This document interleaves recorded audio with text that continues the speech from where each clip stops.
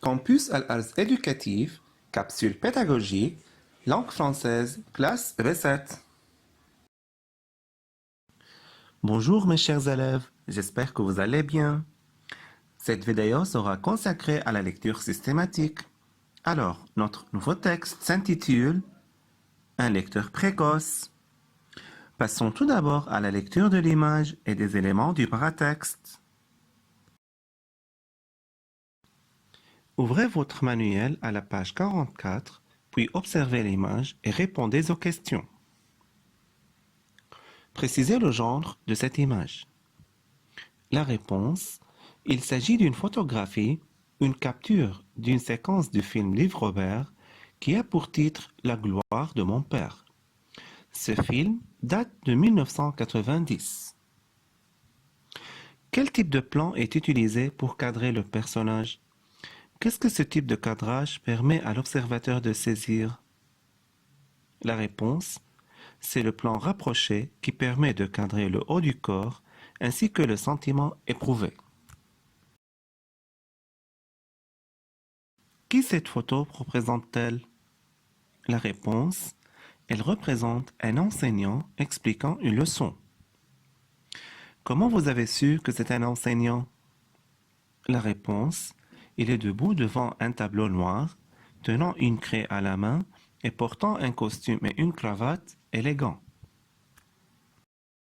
À votre avis, sur qui cet enseignant fixe-t-il le regard? La réponse: peut-être il fixe le regard sur un élève qui vient de faire quelque chose d'inhabituel ou imprévu. Quel geste vient-il de faire? La réponse: il vient d'enlever ses lunettes. Quel sentiment le geste et la posture de l'enseignant traduisent-ils? La réponse: ils traduisent un sentiment d'étonnement ou de stupéfaction. Trouvons à présent les éléments qui composent la photo suivante. Debout devant le tableau, le professeur, les lunettes à la main droite, fixe son regard sur un des élèves. Il le regarde avec étonnement ou stupéfaction. Dans sa main gauche, il porte une craie avec laquelle il écrit au tableau. Du costume et de la cravate qu'il porte, on peut constater que c'est un homme élégant. Commençons maintenant à la lecture des éléments du paratexte. Vous allez répondre aux questions suivantes. Qui est l'auteur du texte? La réponse: l'auteur du texte est Marcel Pagnol. De quel roman ce texte est-il extrait? La réponse: le texte est extrait d'un roman intitulé La gloire de mon père. Quelle indication sur le narrateur le titre du roman fournit-il? La réponse: le titre emploie la première personne, mon. On s'attend donc à ce que le narrateur soit aussi un personnage de l'histoire. Quel personnage vous attendez-vous à rencontrer dans ce texte?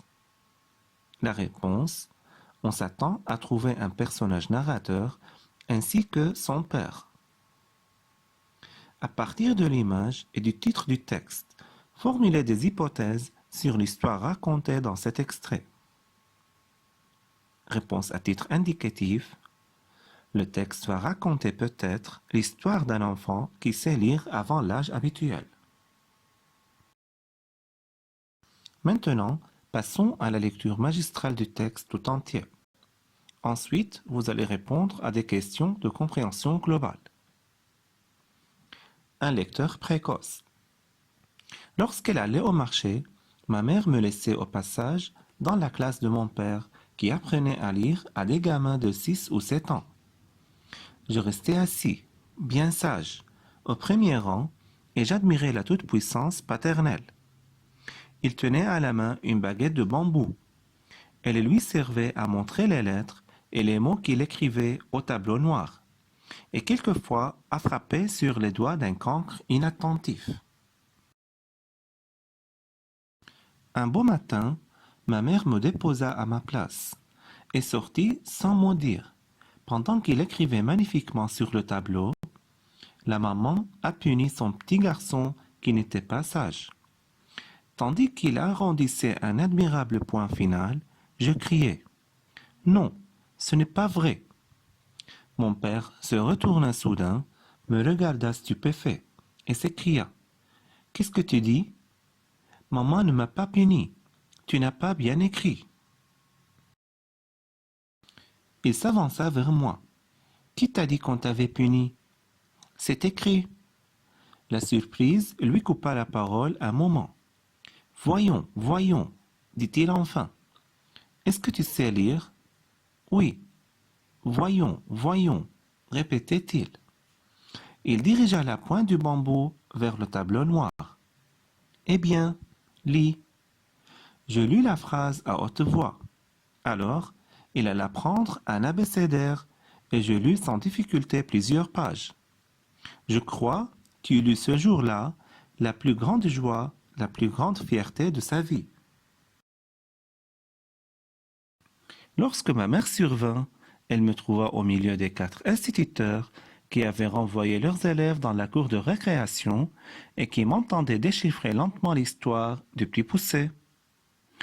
Mais au lieu d'admirer cet exploit, elle pâlit, déposa ses paquets par terre, referma le livre et m'emporta dans ses bras en disant « Mon Dieu, mon Dieu !» Sur la porte de la classe, il y avait la concierge qui était une vieille femme corse. Elle faisait des signes de croix. J'ai su plus tard que c'était elle qui était allée chercher ma mère en l'assurant que ces messieurs allaient me faire éclater le cerveau. À table, mon père affirma qu'il s'agissait de superstitions ridicules, que je n'avais fourni aucun effort, que j'avais appris à lire comme un perroquet apprend à parler et qu'il ne s'en était même pas aperçu. Ma mère ne fut pas convaincue et de temps à autre, elle posait sa main fraîche sur mon front et me demandait « Tu n'as pas mal à la tête ?» Non, je n'avais pas mal à la tête, mais jusqu'à l'âge de 6 ans, il ne me fut plus permis d'entrer dans une classe ni d'ouvrir un livre par crainte d'une explosion cérébrale. Qui sont les personnages principaux dans le texte? La réponse: les personnages sont le narrateur, le père, c'est-à-dire l'enseignant, et sa mère. Quel âge le narrateur a-t-il approximativement? La réponse: il a moins de 6 ans. Où et quand la scène se passe-t-elle? La réponse: la scène se déroule à l'école où le père du narrateur exécute son travail normalement le matin.